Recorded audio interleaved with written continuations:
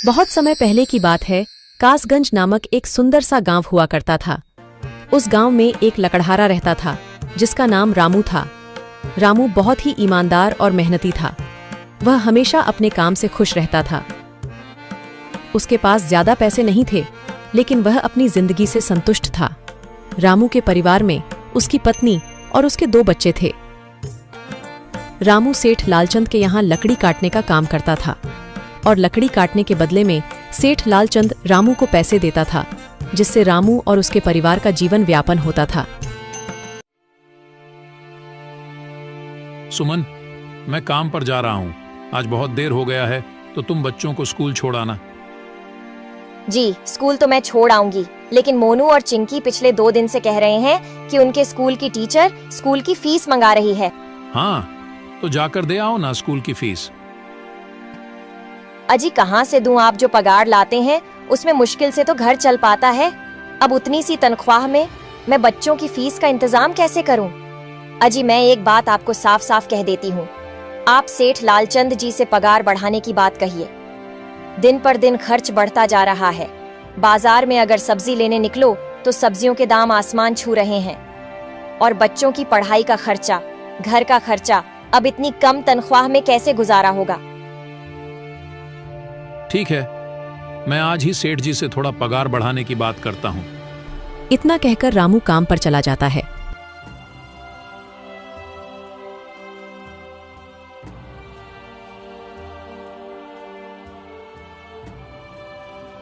अरे भाई, आज तो पगार का दिन है। देखो, अब यह सेठ लालचंद कोई ना कोई लोचा जरूर करेगा। हमेशा कोई ना कोई बहाना बनाकर पगार कम कर देता है।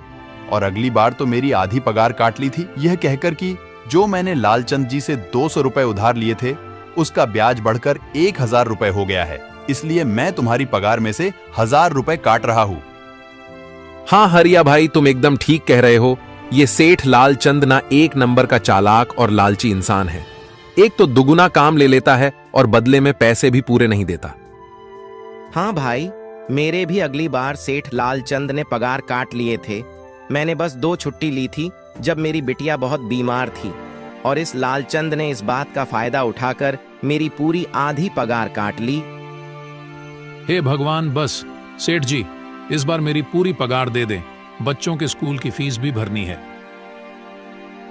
ऐसे सभी लकड़हारे अपने काम पर लग जाते हैं। काम करने के बाद वह सभी सेठ लालचंद के पास जाते हैं। सेठ जी, महीना पूरा हो गया है, हमें हमारी तनख्वाह दे दीजिए। देखो भाइयों, अभी मेरे पास तुम्हें देने के लिए पैसे नहीं है। अभी माल नहीं बिका है, सारा माल गोदाम में ही पड़ा हुआ है। कल या परसों तक तुम्हें तुम्हारी तनख्वाह मिल जाएगी। पर सेठ जी, अभी हमारे पास बिल्कुल पैसे नहीं बचे हैं। घर का भी सामान लाना है, बच्चों की फीस भरनी है। अरे मैंने कहा तो सही, 1-2 दिन और रुक जाओ, कल या परसों तक पैसे मिल जाएंगे। अभी मेरे पास पैसे नहीं है। सभी लकड़हारे निराश मन से अपने अपने घर आ जाते हैं। अजी क्या हुआ? इस बार कितना पगार मिला है? सुमन, अभी कोई पगार नहीं मिला। सेठ जी ने कहा है कि 1-2 दिन में पगार मिल जाएगा। पगार नहीं मिला? आपको तो पता है ना, बच्चों की फीस भरनी है। इनकी स्कूल टीचर ने आज साफ साफ चेतावनी दे दी है कि अगर कल फीस नहीं लाई तो बच्चों को घर पर ही बिठा लेना। अब बताओ मैं क्या करूं? मैं क्या करूं सुमन, ये सेठ जी समय पर कभी पैसे देते ही नहीं है। अब तो बस हम इंतजार के सिवा और कुछ नहीं कर सकते। 1-2 दिन की बात है, देख लेते हैं। ऐसे ही 2 दिन गुजर जाते हैं। 2 दिन बाद सेठ लालचंद सबको पगार देता है। अरे हरिया, ये ले अपनी इस महीने की पगार। सेठ जी, यह तो बस 2000 है। मैंने तो इस महीने 3000 तक का काम किया है। हाँ, काम तो किया है, लेकिन तूने 1-1 घंटे आराम भी तो किया है। ये पैसे उसी आराम के कांटे हैं। पर सेठ जी, आपने तो कहा था 8 घंटे काम के महीने में 3000 मिलेंगे, और मैंने तो 8 घंटे काम किया और 1 घंटे आराम। देख हरिया, मुझे ज्यादा हिसाब किताब ना समझा। ये 2000 रख, अगर चाहिए तो, और अगर नहीं चाहिए तो कहीं और काम ढूंढ ले। बेचारे हरिया के पास उन पैसे को लेने की सिवाय और कोई रास्ता नहीं था। हरिया चुपचाप वह पैसे रख लेता है। रामू, ये लो तुम्हारे 2500 रुपए। पर सेठ जी, 2,500 क्यों, मेरे तो पूरे 3,000 बनते हैं ना। मैंने तो कोई छुट्टी भी नहीं की और ना ही कोई आराम। मैंने तो अपना सारा काम समय पर किया है। हाँ, समय पर तो किया है, पर इस समय बाजार में लकड़ियों का दाम काफी सस्ता हो गया है। इस वजह से अभी तुम्हें भी पगार कम ही मिलेगी जब तक लकड़ियों का दाम नहीं बढ़ता। पर सेठ जी, बात तो 3,000 की हुई थी ना, अब 2,500 में मैं कैसे घर चलाऊंगा? बच्चों की स्कूल की फीस भी भरनी है सेठ जी। इस बार आप पूरे पैसे दे दीजिए। 2,500 ही मिलेंगे तुझे। यहाँ काम करना है तो कर, वरना कहीं और काम ढूंढ ले। बेचारे हरिया के पास उन पैसे को लेने की सिवाय और कोई रास्ता नहीं था। अरे भाई, यह सेठ लालचंद एक नंबर का बेईमान इंसान है। सारे पैसे अपने जेब में भर लेता है और बहाने बनाता है कि लकड़ियों के दाम सस्ते हो गए हैं। देख लेना, हम गरीबों की किसी न किसी दिन इसे जरूर हाय लगेगी। नहीं हरिया, ऐसे नहीं कहते। वह हमारे अन्नदाता है, आखिर उन्हीं के वजह से तो हमारा घर चल रहा है। अरे काहे का अन्नदाता? काम के पूरे पैसे तो देता नहीं है। पूरे महीने मेहनत करके भी क्या मिलते हैं? बस ये 2,000 रुपए। इसमें घर खर्च कैसे चलाएं? ऐसे तो हम कभी तरक्की नहीं कर पाएंगे। और हम कर भी क्या सकते हैं हरिया? हमें लकड़ी काटने की सिवा और कोई काम कहाँ आता है? और कोई काम खोलना भी चाहे तो उसके लिए हमारे पास इतने पैसे कहाँ हैं? अब जो भी हो, हमारा तो बस ये सेठ लालचंद ही सहारा है ना। कुछ देर बातें करने के बाद सारे अपने घर की ओर निकल पड़ते हैं। जी आ गए आप। कितनी पगार मिला है? सुमन, इस बार सेठ जी ने बस 2,500 रुपए ही दिए हैं। बस 2,000? इतने में कैसे घर चलाएंगे? बच्चों की फीस में ही 1,000 रुपए निकल जाएंगे। फिर 1,500 में क्या क्या करेंगे? अब मैं क्या कहूँ सुमन, अब तुम्हें इसी में ही गुजारा करना होगा। तुम सबसे पहले बच्चों की फीस भर देना, इसके बाद बाकी का मैं देखता हूँ। अजी आप क्या देख लोगे? सेठ जी से पूरे पैसे तो मांगे नहीं गए आपसे? नहीं सुमन, मैंने सेठ जी से पैसों के लिए कहा था, पर सेठ जी ने साफ इनकार कर दिया और कहा, यह लेना है तो लो, वरना कहीं और काम ढूंढ सकते हो। मैं सोच रहा हूं कि लकड़ी काटने के बाद मैं कहीं और भी काम ढूंढ लूं। सेठ जी के यहां से काम करने के बाद मैं दूसरी जगह पर काम किया करूंगा, इससे कुछ ज्यादा आमदनी हो जाएगी। आज ही मैं सेठ जी के यहां पर काम करने के बाद और भी जगह काम ढूंढने जाऊंगा। इतना कहकर रामू काम पर निकल जाता है और जैसा कि रामू ने कहा था, वह लालचंद के यहाँ काम करने के बाद काम की तलाश में निकल जाता है। रामू पूरे गांव में काम ढूंढता है, दुकानों दुकानों पर जाकर लोगों से काम मांगता है, मगर हर जगह रामू को केवल निराशा ही हाथ लगती है। अंत में थक हार कर रामू वापस जाने लगता है। तभी वह देखता है कि अचानक बहुत सारे भैंसों का झुंड उसकी तरफ दौड़े आ रहा है। यह देखकर रामू बहुत डर जाता है। वह इधर उधर देखता है तो उसे एक गुफा दिखती है और वह गुफा में जाकर छुप जाता है। जब भैंसों का झुंड वहां से निकल जाता है तब रामू की जान में जान आती है। हे भगवान, आज तो बाल बाल बच गया मैं, वरना आज तो मैं इन भैंसों के पैरों तलों तो कुचला ही जाता। पर यह मैं कहां आ गया? रामू यह सब सोच ही रहा था कि तभी उसकी नजर गुफा में रखी एक टोकरी पर जाती है। रामू उस टोकरी के पास जाता है। ये कैसी गुफा है? ये कैसी टोकरी यहाँ पड़ी है? इसे मैं घर ले जाता हूँ, सामान रखने के काम आ जाएगी।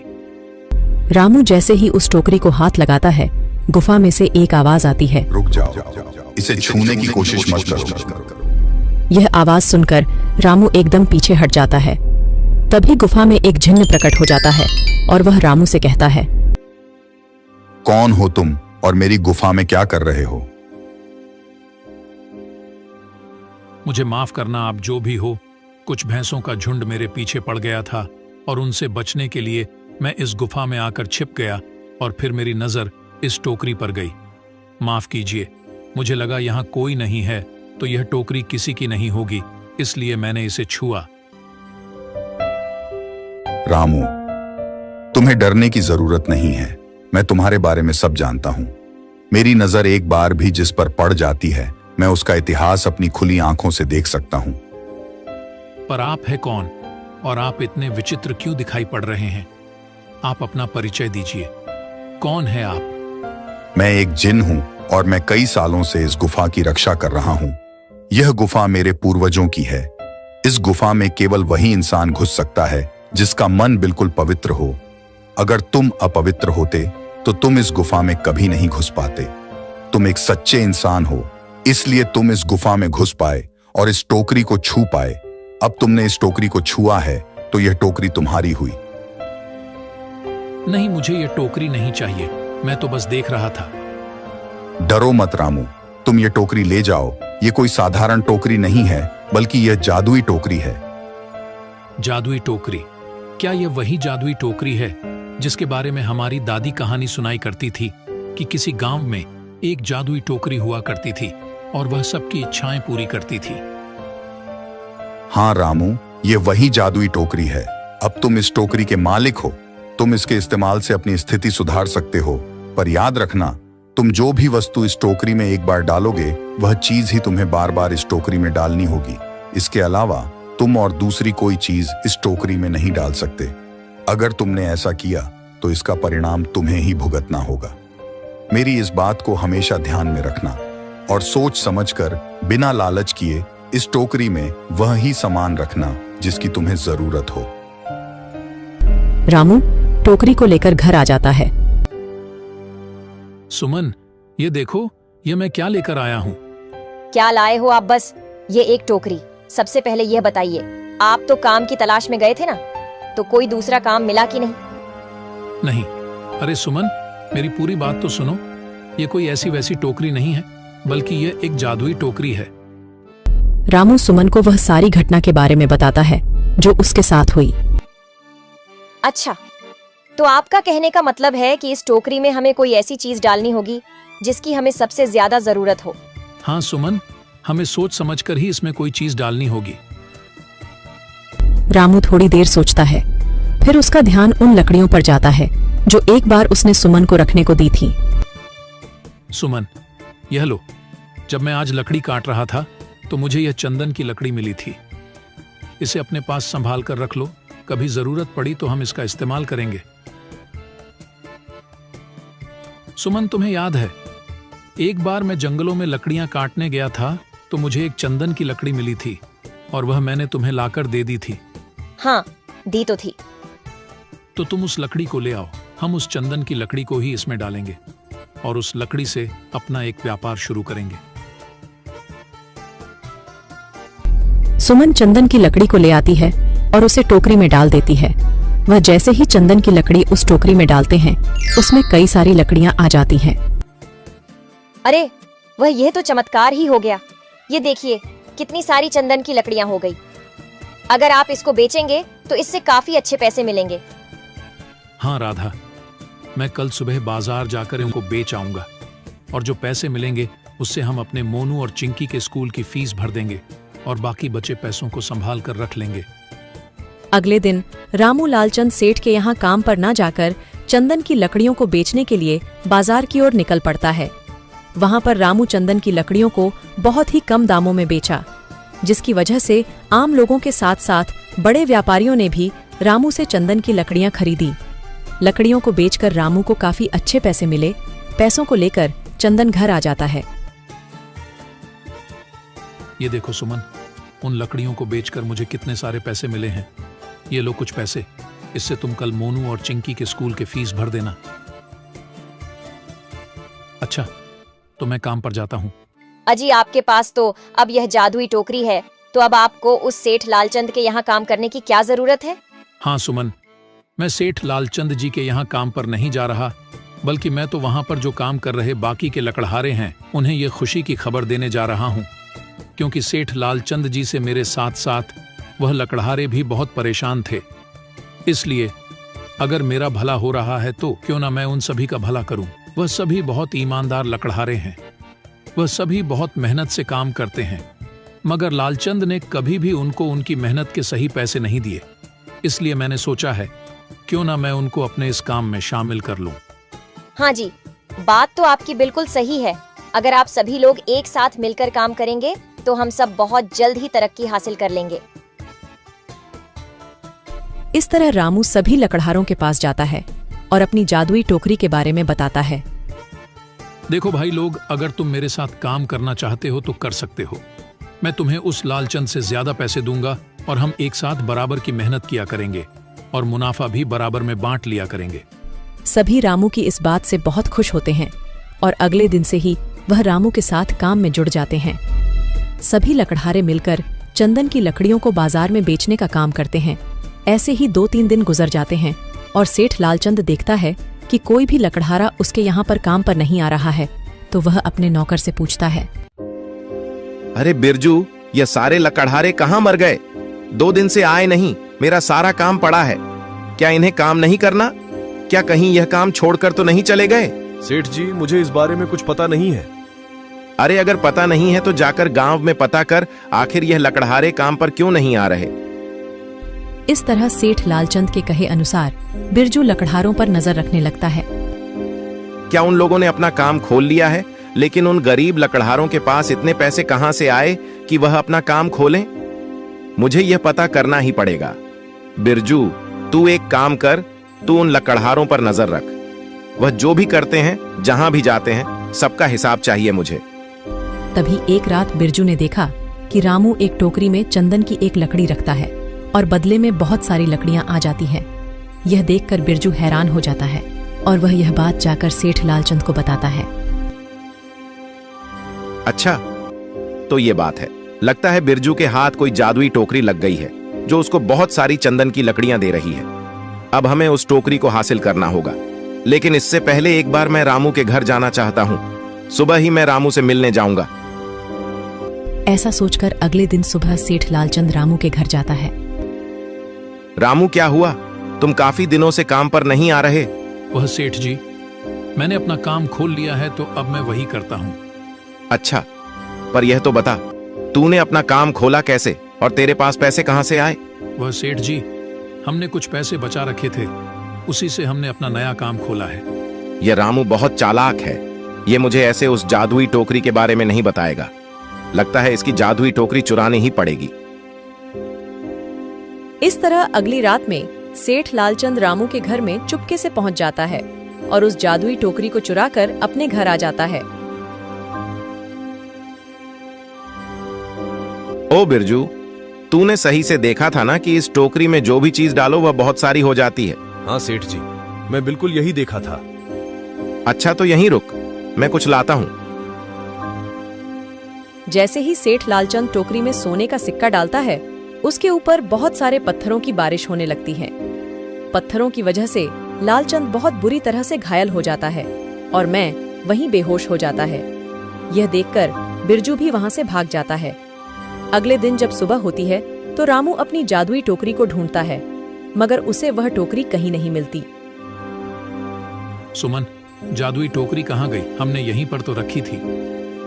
पता नहीं जी, यहीं पर टोकरी रखी थी, पर अचानक से कहाँ चली गई? वो लगता है किसी ने हमारी टोकरी को चुरा लिया। अभी तो हमने ठीक से व्यापार शुरू भी नहीं किया था और वह टोकरी चोरी हो गई। हम फिर से गरीब हो गए। वे लोग इतनी बातें कर ही रहे थे कि तभी वह जादुई जिन उनके घर में प्रकट हो जाता है और उसके पास उसके हाथ में वही जादुई टोकरी थी। रामू, ये लो तुम्हारी जादुई टोकरी। ये सेठ लालचंद ने तुम्हारे घर से चोरी कर ली थी और इसको चोरी करने का दंड उसे मिल चुका है। उसे अपने जीवन का सबसे अच्छा सबक मिला होगा। अब वो इस टोकरी को दोबारा चुराने की हिम्मत नहीं करेगा। अब तुम इस टोकरी का दोबारा इस्तेमाल कर सकते हो और अपने जीवन को सुधार सकते हो। इतना कहकर वह जिन वहां से चला जाता है। रामू ने उस टोकरी की मदद से दिन दोगुनी रात चौगुनी तरक्की की और साथ ही साथ अपने लकड़हारे दोस्तों की भी काफी मदद की। उन सभी लकड़हारों की जिंदगी काफी सुधर गई थी। अब वह सभी एक व्यापारी बन चुके थे और बहुत अच्छे से अपना जीवन व्यापन कर रहे थे।